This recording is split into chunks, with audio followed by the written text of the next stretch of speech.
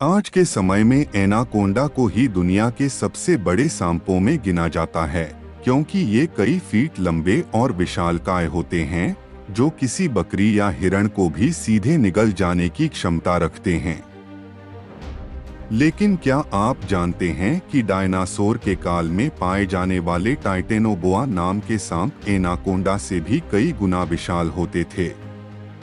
Titanoboa को धरती पर मौजूद अब तक का सबसे बड़ा सांप माना जाता है और इसी वजह से इन्हें मॉन्स्टर स्नेक भी कहा जाता है।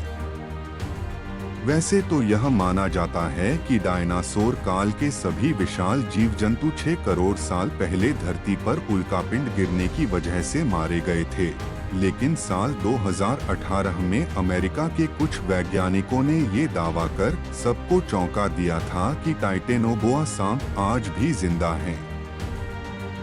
यह इतना बड़ा है कि किसी बड़े मगरमच्छ को भी निगल सकता है।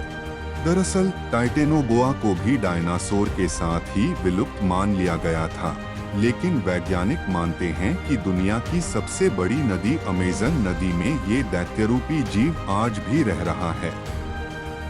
माना जाता है कि यह सांप करीब 50 फीट लंबा और 4 फीट चौड़ा है। माना जाता है कि टाइटेनोबोआ सांप का वजन करीब 1500 किलो होता था। साल 2009 में कोलंबिया में खुदाई के दौरान इस विशालकाय सांप के कई जीवाश्म मिले थे। जीवाश्म की जांच की गई और उसके आधार पर यह अनुमान लगाया गया कि उस सांप की लंबाई करीब 42 फीट और वजन 1100 किलो के करीब रहा होगा। अब आप सोच रहे होंगे कि इस विशालकाय सांप का नाम आखिर टाइटेनोबोआ ही क्यों रखा गया। दरअसल इस सांप का नाम टाइटैनिक जहाज के नाम पर रखा गया है, क्योंकि टाइटेनोबोआ भी टाइटैनिक जहाज की तरह ही विशाल था और प्रागैतिहासिक काल में मौजूद सभी सांपों में यह सबसे बड़ा था। अब टाइटेनोबोआ सांप जिंदा है या नहीं, ये तो इसके बारे में दावे करने वाले वैज्ञानिक ही जाने, क्योंकि अभी तक इसकी पुष्टि नहीं हो पाई है।